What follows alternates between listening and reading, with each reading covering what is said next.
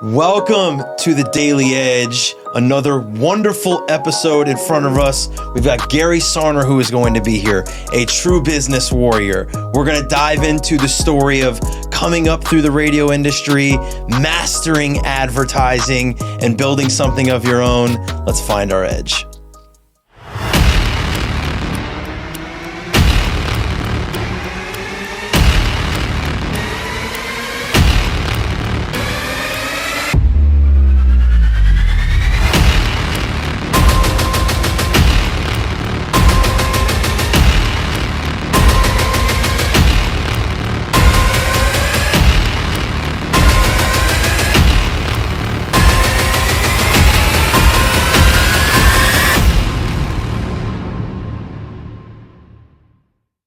Let's find our edge. That starts with our affirmation. My career is a compounding story. I learn, adapt, and level up. Every chapter builds the next, and the ROI is who I've become. Gary Sarner, who have you become? Wow. Yes, got him. You want to go deep? No, early. We don't have to go deep early, but you have an unbelievable story. And to give some context to people, you knew me as a little shit, not that I'm not still a little shit, but a little shit running around at Heat games, Dolphin games, all the sporting events where you and my dad knew each other for years and years and years when he was at ABC Cellular and even beyond that when you guys started to work together at QAM.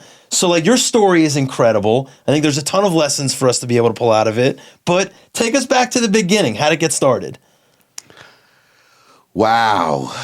1987. Okay. I wasn't 21 yet. I was one, just so you know.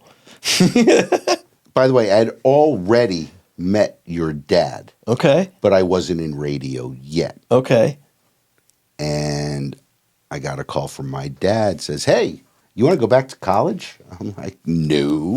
He's like, well, you better go get a job and a place to live because Mom and I are moving to South Florida. The business is sold. Huh? Wow. So my dad built his business on radio and newspaper back then. Okay. And this guy that lived around the corner from us was the manager of one of the radio stations. This is before consolidation. Mm-hmm. Radio stations were owned by one person running a market. And I say, hey, Mark, what is it that you do that you don't work on weekends? I grew up in retail. Mm-hmm. Every weekend I worked since I was 13. He explained to me, he asked me what my favorite radio station was. And he says, call, speak to the local sales manager and get yourself an interview. Well, in 1987, that was not easy either. Wow. It might have been just as difficult as it is today. And we'll get into prospecting, I'm sure, at some point. Of course. I called and called. Back then, people had secretaries. Right. Which is a faux pas word now today. And this gal, Roberta, was just so nice. I called every day. This guy would not call me back, Jim Knowles. So I showed up. The ugliest olive green suit you could imagine with a burgundy tie. Yeah, I can only imagine. It was bad. I thought it was fucking amazing. Double-breasted, the whole thing. something straight out of like a 70s porn movie. Like. John Travolta. Right, there you go. John Travolta. And I'm sitting on the doorstep waiting for this guy to show up in his Ford Taurus with the big bubble in the back station wagon. What are you doing here? I said, well, you won't return my call, so I'm here to work. He's like, it doesn't work like that. Right. I go, okay, let's talk then. Right. Tell me how it does work then. He brought me upstairs. And we hit it off. Whatever I said to him was really good. Well, I mean, off the bat, you showed persistence, right? And you showed the tenacity or the courage to show up no matter what. So, like, for me, somebody does that to me, I'm like, you could be a complete idiot. I'm at least going to spend some time with you. The fact that you could have a conversation after that helps build your case. So then what? So David Ross, may he rest in peace. I mean, it became my mentor. Okay. He's the general manager, part owner of the radio station. He says, you got to meet with him before anything can happen. I said, great. I'll be in the lobby waiting for him. 3 hours I sat there. Wow. But back then, there were actually magazines to I was read. going to say, no phone, no nothing. You're just sitting there, but at least you had magazines to read. I had not gotten my Alpine carry phone from your dad yet. Right. Not yet. Right. And I sat there, and David shows up, came out, says, come on back, kid. I hear some good things about you.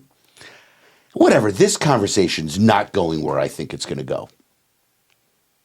Which you thought it was going to go towards employment. Like that. And it's not going there. Just, he's asking me questions, things I'd never heard. Wow. I don't know anything about radio advertising. I know nothing. I mean, but I know I could sell. Yeah, right. So I said, can I ask you one personal question? He's like, sure. I said, do you invest in the stock market? He's like, yeah. I said, you should make an investment in GES. $3,000 will make you a lot of money, or in 90 days you'll be broke on that investment. He's like, can you excuse me for a moment? I knew I had him at that moment. Right, right. He left for 20 minutes. Comes back. It's like, there's no stock on the stock market, GES. Right. I said, no. I just asked you a question. That's me. Those are my initials. Good, right. I want $1,000 a month for 90 days. Let me prove myself. You're on. And there's the birth of the radio career. I got walked to a desk. That moment. Wow. And then, this is before computers, too. Sure, I mean, I'm the old fuck. Yeah, no, yeah. No, They take HR me- was like filling out a pamphlet of papers. They take me to the sales rack, and on top of the sales rack, there's Dade and Broward yellow pages. And he says, put your hands together. And he stacked 9 thick yellow pages. I'm literally, my hands are on the ground. I can barely move. Right. We walk to the desk, and now it's Jim. It's not David anymore. Yeah. He's like, okay, hotshot, you wanted this. Start at C. The last 8 people that sat here didn't make it. And that was the birth of my radio career in February 1987. I was not 21 yet, and I couldn't go out drinking with them. Unreal. I had no fake ID.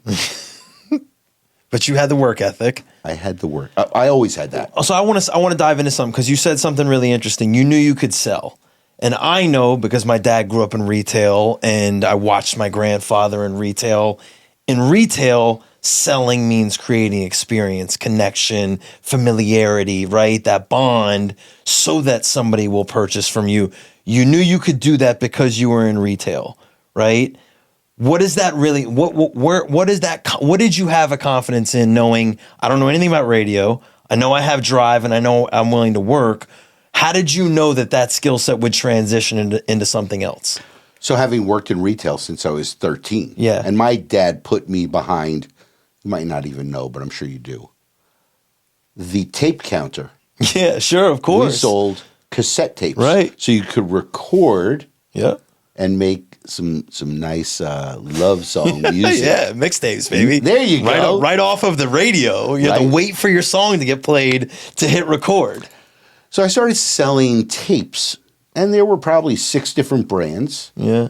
One had a much larger margin than the other. Yeah. And you knew you were good when you could sell BASF tapes instead of Maxell and TDK, which were the lost leaders. Right.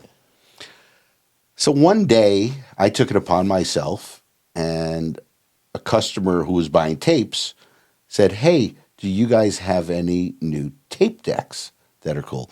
So I went and I sold this Nakamichi tape deck for like $2,000. Wow. My dad's like, how? I'm like, well, I listen to everybody. Right. So I knew if you ask the right questions, no matter what anybody's buying, they're going to tell you what they want. Are you smart enough to give them what they want so they feel good? Are you good enough to show them a product that might be a little bit better than what they want, so they could have a better listening experience. And today, in consumer electronics, people shop online and then go pick up speakers. Yeah. Guess what? Most people buy all the wrong products for their home. Right. But the best lesson ever, because I grew up in a very well-off home. I lacked nothing. Yeah. Guy shows up at the store, and he's in his AAMCO, AAMCO jumper suit, grease all over him. Yeah. It was my up. Said to the guy next to me, he said, "You take him." He spent $30,000 Ouch. cash Ouch. on a stereo system. Now, this is the time when my dad was still in the store, back in his office. He wasn't on the floor unless he wanted to show off to everybody that he still could sell better than anybody. Right. This guy, Yanni, goes in there and she's got the biggest sale ever. Up. How did it happen? He says, well, Gary didn't want the lead, the up, gave it to me. At that moment, I was probably 16 at the time because he made me go home. Right. But he grabbed me by the ear. He took me all the way to the back of the warehouse and literally undressed me and said, "You will never judge another human being based on what they're wearing." That was a hard lesson at 16. I mean, I felt this big. Yeah, small. Yeah. And obviously, I made many mistakes through my life and through my career, but that was one that always stuck with me. Yeah. You don't know who's in front of you. Which is just such like an unbelievable lesson for sales, particularly because you don't know what the opportunity is.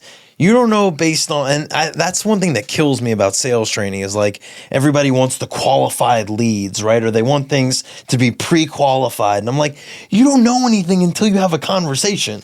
Till you start talking to somebody, they could look like the smallest organization and be spending the most. They could look like the biggest organization and be spending the least. Like you have no idea until you get into it. So fast track us a little bit because you have a long career in radio before you start your entrepreneurial journey, and there's so many things I want to dive into here. Cause like number one, you had a work ethic developed inside of you, even though you grew up in a well-off family and you didn't want for anything. I already heard you were in the store every weekend working all the time. Your dad didn't make it an excuse for you not to work because you guys had what you needed. He saw the importance for you to do that, I assume. I came home early one night. The store manager said I could leave. So the store closed at 9. By the time you were done cleaning, it's 9:30, 9:40. Yeah. Got home by 10. Yeah. I got home at 8:30. So not that early. Right. What are you doing here? I'm like, Gary said, the guy's name is Gary also, that I could leave early. He's like, you don't work for Gary. You work for me. And you're going to set a fucking example. First one in, last one out, no matter what. I don't care if you go clean the toilets. But you set the example. You are my son. And I have a work ethic that nobody could match. And he did. Right. He did. He was never around. Right. Building this monster. Yep. And even when he had made it, he wanted to touch the consumer. Yeah. Because without that consumer, there's no business. Right. So I learned that lesson So you too. get the foundation laid for you very well by your dad. I mean, and then you get into radio, and obviously you just start doing the work. But what was some of that early success for you that then led to a long career in that industry? So I was very fortunate. Again, sales was in my blood. Right. I always understood as a young adult, people matter. And in my entire sales career, it was always about people. It wasn't about the radio station. And I finally found my calling. The Florida Marlins were coming into existence. Mm-hmm. And all I wanted to do was be part of WQAM. Mm-hmm. I didn't really understand spoken word radio as a lead generation mechanism for a business. Sure. But I knew I loved it. Yeah. I loved listening. It was captivating. Unfortunately, the people that owned it moved like step and fetch it. And it was a 4-month journey to get hired. Wow. And it was home. And I worked my way up to become the sales manager for the Marlins and the Panthers. And I just loved it. And then we got bought. Well, what's interesting, I think people can relate to it now because podcasts are so popular. Podcasts is spoken word, right? At that time, the only way you could hear people talk about the Marlins or about the Panthers was to listen to QAM. Like, that was it. I wanted to listen to Joe Rose. I wanted to listen to Hank Goldberg because they were my hometown affiliates, if you will, that were talking about our sports teams. And you couldn't get that everywhere else. Even if you watched ESPN, they were talking about it nationally and you got your 30 seconds of highlights. But Hank was going to be talking about everything that was happening in the dugout, around the team, all the stuff. So, like, I think people... It's interesting now because like I grew up with that, so I have a love for FM radio and AM radio. Now I love podcasts and I listen to it far more. So this is kind of a deviation of our conversation, but like what has that experience been like for you in the evolution of the audio space and moving to digital and podcasts and all these other places while you've continued to have success with radio? So you just said a word that I despise. Radio is radio. Okay. Streaming radio is still radio. Right. Yep. Podcasting is something totally different. Okay. I'm going to show you this. All right. What is this? It's a phone. It's a phone. It's a what computer. else is it? It's a computer. What else is it? It's a radio. It's a radio. Right. It's a TV. Right. It's everything. It's a mechanism to find podcasts. Yes. Before your time, Yep. when your dad was a little boy growing up, Yep. Mets fan, I believe. Yes, correct. He was lying under his covers at night, Right. at bedtime, Yep. listening to what kind of device? A radio. What kind of radio? A transmitter radio? Transistor. Transistor radio. Okay. This is the difference There you of go. generations. Right. Correct. Right.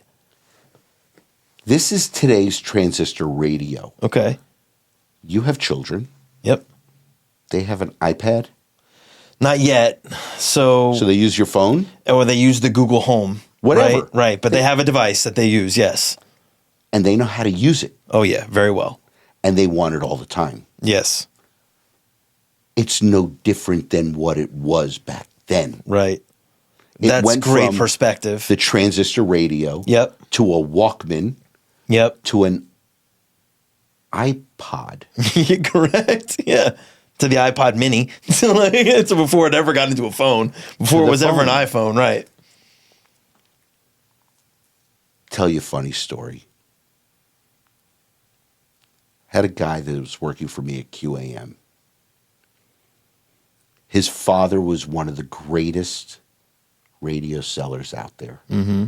This guy couldn't sell a jacket to an Eskimo. Okay. But he was building the website. Mm-hmm. This is 1995. Yeah. Okay. Get a call. Guy you might have heard of. Mark Cuban. Of course. I want to put your radio station on the internet. You want to do what? Right. Hold on a second. Hey, Robert, talk to this guy. Well, Robert left WQAM because he understood it Right. and became Saw the employee 7. opportunity. at AudioNet, Wow. which became broadcast.com, Right. which got sold to Yahoo. Right. I went and met with them. Yeah.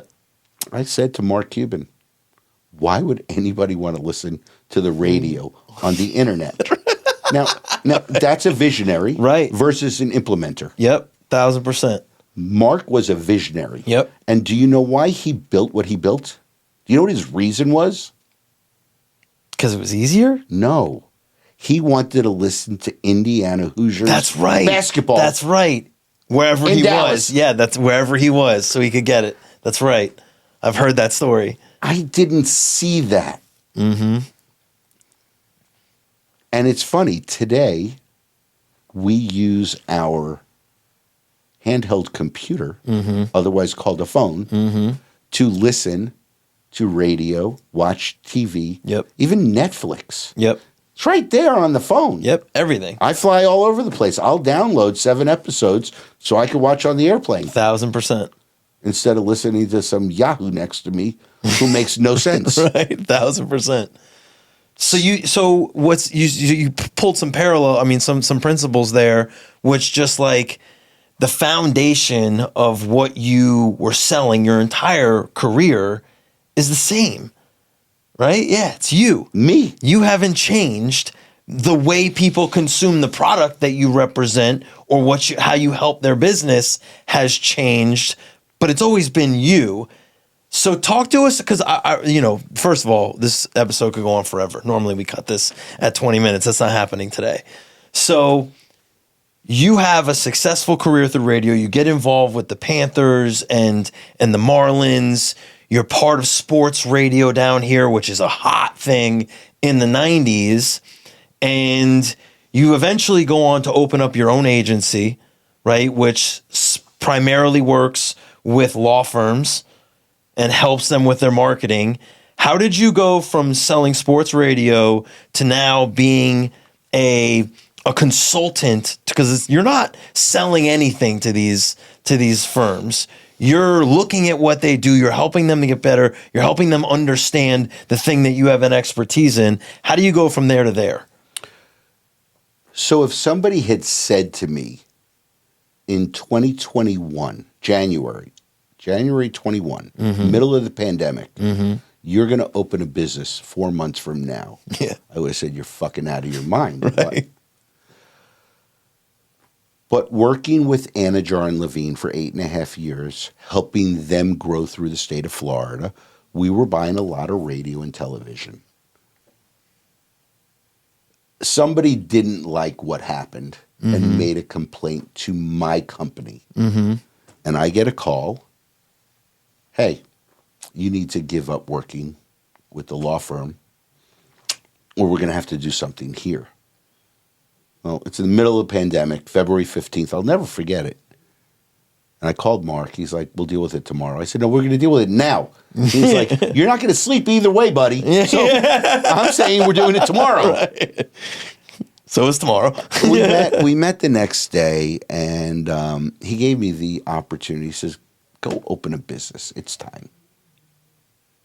And the people at the radio station were absolutely amazing to me. They let me stay on until April 1st so I could get all my affairs in order, insurance for the kids, just make sure everything didn't drop. And April 1st, 2021, in the middle of a pandemic, I opened up the ad agency. Wow. Which I've always called a radio advocacy because I really don't like ad agency. Right. I'm here to help people. Right. I'm an advocate for something that most people don't understand. And I want to hit on that for a second because most people, I think, would say radio is dead. Radio is dead, right? Radio doesn't work. You prove that that's not the case in your business every single day. Can you help people understand why radio works still and what it means in today's world? With streaming radio, whatever, help people understand it. So local radio still touches local communities. What the phone or streaming did was give you the ability to take it with you wherever you go. 83% of all people still listen to the radio on a weekly basis. Makes sense to me because I still do it. I know my brother doesn't, who's 26. He never listens to the radio, but I still do. But if you brought him in here and I said to him, what's your favorite radio station? He would tell you the radio No, station. he wouldn't. He would say, I don't listen to the radio. Fair. And I would say, okay, but if you did, Right. which There station you go. would you listen to? Right. I always get one Yep. from somebody. Yep. Then I'll say, okay, I know you don't listen, but if you were going to, Yeah. could you tell me one personality DJ on that station, Right. whether it's talk or music? Sure. Yes. And I always have a lawyer with me Right. when we do it with a maitre d' or a hostess at a Yep. restaurant. Yep. And they're like, fuck. Yeah. I'm like, it's not cool to listen to the radio. Mm-hmm. Watch this. Did you eat McDonald's? Not anymore, but sure, every once in a while. So the first thing you said was, not anymore. Right. But the reality is, Every once in a while. you have been to McDonald's in 2025 Yep. to buy a Coke, an apple pie, Yep. a Big Mac, I'm going for French nuggets. fries. If I'm going for nuggets, right? Like, But it's not cool to go to McDonald's. It's not healthy. sure. It's not cool to listen to the radio, so we don't say that. Yeah, sure. I get that. The average person still listens. And oh, by the way, if we walk downstairs out of your office and we go through this plaza, the radio is on in one of these stores. Sure. So people are listening to it. Yep. What is sales? Sales is listening and then educating. Mm-hmm. When I worked in radio, when your dad worked in radio, we were talking about a station, which I had to sell, or your dad had to sell that station. Right. Today, if I were to sit down with you, Mark, we're not talking about radio stations. We're talking about reaching people. Do you believe TV reaches people? Of course. Yes. Do you believe radio reaches people? I do. Yes. Okay, so you need to do both and add billboards to have the Holy Trinity. Sure. And again, I am now locked and loaded in the personal injury landscape, Correct. which is a different business model than any other business that you could think of or consult with. Yep. When a personal injury firm gets a lead and then they sign it up as a client, time on desk is average 14 months before they ever get paid. Tell me another business that's like that. There's not one. There Not isn't. that I know one, anyway. So any other business, even on the ball, if we ran a campaign for you, Friday, Saturday, Sunday, whatever the investment level is, Monday morning we could have a conversation and know exactly how much revenue you did off of that campaign. Sure. A law firm It's not going to might have gotten 20 leads, they had 10 cases they wanted, and they signed 8 of them. They'll never know what it's worth. Yep. 90 days until they get all the insurance. Right. Then they got to go through the process of dealing with the people who say you're in good hands who really fuck you left and right. Right. The insurance company is not your friend. Right. Another misnomer. Right. And in anything that we insure, they are looking to pay as little as possible. Right. Even your life insurance policy. So you know this because you became an expert in that space from working with Andajar and Levine for all of those years, which has now equipped you with that expertise to carry that to other personal injury firms, which you then have worked all over the country in lots of different markets, teaching them that. This is what we know works. This is how we've done it. I don't even go into radio. I ask about the law firm. Right. One of the things that your dad and I didn't have prior to him becoming a consultant and a sales trainer and me selling radio, people don't let you under the hood of their business. They are very protected. Right. Because when you are selling a specific product, you are looked at as the salesperson. Right. When you go in as a consultant or as an advocate agency, and you could speak to people about their business, what do? They open up. Yep. Most people who grant you that time want to be better. Right. Whether they do business with you or not is not the point. It's getting in there and building a relationship, understanding who they are, what they are, where they want to go. Oh, and where they've been is important. And you could spend an hour before you ever speak about business. So for me, and I don't believe it's any different for you in the coaching business, they've told you everything that they want. Yep. Can I help you get there now? Are they willing to make the investment? And I ask every law firm one question. Yeah. What's the one question? I'm going to give you $1.2 million. Do you want to invest it in the S&P 500 or in your business? Where does that number come from? Why $100,000 a month. Okay. Got you. Any good business owner is going to put it into their business. Right. Because you're going to 10x your return. Yep. Versus if Trump says something today about who tariffs, knows what it's going to do. You have no control over it. You have no control.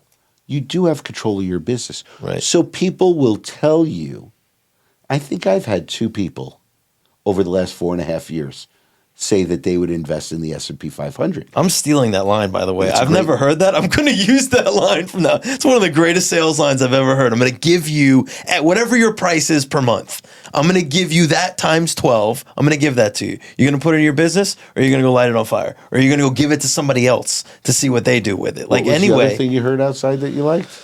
Oh, so well, I want to let you have that. Okay. I want to let you have that. Can you give the quick little background story about where this comes from? But working with Anajar and Levine, you were. It's. See, I got to be led into it now. I'm getting. They're not sales tricks. It's not right. It's not a sales trick. So we could have this conversation for forever too. It's actually giving a shit about the person in front of you. It's real. Like, you actually have to do it. And if you try to fake the genuine care or fake the curiosity or fake the give a shit, it's bad. It doesn't work. That's why, to me, that's why scripts don't work. That's why, the fill in the blanks of what you can say and how you can say it. It's not real. There's no sales You got script. to own it. You got to own the language. It has to be yours, and it's got to be real, which you've developed over years and years and years. Is there anybody else selling in your business, or are you the only one selling? I have somebody who I met when I launched my first new partner. We sat down at a bar, and this kid was just sharp as shit. Yeah. And I said, one day you're going to come and join my team. I don't know when.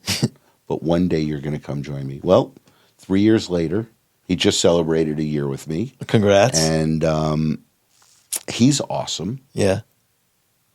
But why did I want him? Because he genuinely cared about what we were doing. Right. Was he trying to sell you something at another place? How did you guys meet? So, I have formulas. Yeah. That I've learned over the years as to how to make a campaign work. Yep. Sorry, Dan. But everybody wants to beat Morgan & Morgan. Sure. And Dan's a good friend of mine now. Okay. But we have to outshare them because nobody could outspend them. Right. Nobody could outinvest Morgan & Morgan. Right. You already know you're behind that, and if you can't outinvest it, it's nearly impossible to beat somebody then.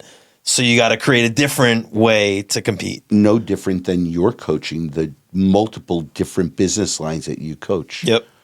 There's no one business that's for everybody. Yep. Marketing, which they all do. Right. However they do it, is intentional to reach people. Yeah. Because if you try and be all things to all people, right, you will fail. Right. Know who you are and implement it. no different than On the Ball or ROI 360 Plus. Yep. We know who our avatar is. Sure. Ideal client profiles, all the stupid languages that are out there, but you have your target. You have a target. You know what your target looks like. You've worked with banks. You've worked with cable companies. You worked with radio stations. You've worked with multitudes of sales organizations. Yep. At the end of the day, what is the one thing they all need to be? They all need to be curious. Curious and authentic. Yep. You're not selling your company. Correct. You're selling what somebody wants. It's maybe the best way to end the show right there, because if somebody can tell you that at the end of their career or later in their years of their career with so much experience in retail, in radio, as an entrepreneur, niche, all the different experiences you've had, for that to be the underlying philosophy for everybody is to understand that it's about you. And it's about putting yourself out there and caring about other people, regardless of whatever industry or service you provide. Nobody else should learn anything else. It's the only thing that should be taught in school. So you have an audience of entrepreneurs, sales. Yep. Because entrepreneurial business is sales. Yep. What's important is, number one, know who the hell you're calling before you call them. Yeah. And do you guys make your own sales calls still? Of course we do. Okay. Like, to me, and I had this conversation with my dad. My dad is the same way. Like, it doesn't matter how big we get, what we do. I always want to be close to it. I always want to be close to the customer. So whether I'm making initial calls still, or we call them virtual coffees. So if I'm having the virtual coffees still, or I always want to be in it, particularly because I want to prove to other people I can. I think it's important. So watch this. If I challenged you to make 100 calls today, new businesses, people you don't know, how many could you connect with? Well, just by law of averages, maybe half, but I'd have to do extensive amounts of research on those people to figure out what we're going to connect on first. That's the first thing we teach in our sales training is do your research before you connect. How are you getting through? Well, if I'm calling, I'm not getting to anybody. I'm getting maybe 2 answers all day long. If I'm calling the phone, if I'm calling people on their phone, I'm getting maybe 2 people to pick up. Maybe 2. Maybe. I agree. So, for everybody out there in On the Ball, the Daily Edge world, follow these people, whether it be LinkedIn, Instagram, Facebook, TikTok. Number 2, do not slide into their DMs. They don't know you. Right? Start liking and commenting on what they're posting. Start understanding their business. Number 3, eventually somebody's going to heart or comment on what you have said. At that moment, thank you for noticing my comment on your post. I've been enamored with you and your business for several months now.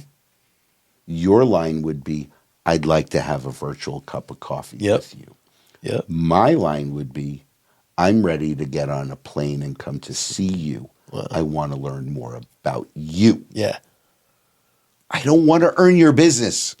I want to learn more about you. Genuinely. Really. I really do.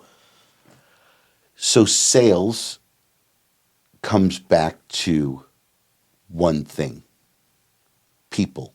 People matter. Relationships matter. Your dad and I know each other almost 40 years. Because he sold my grandfather a phone. It's unreal.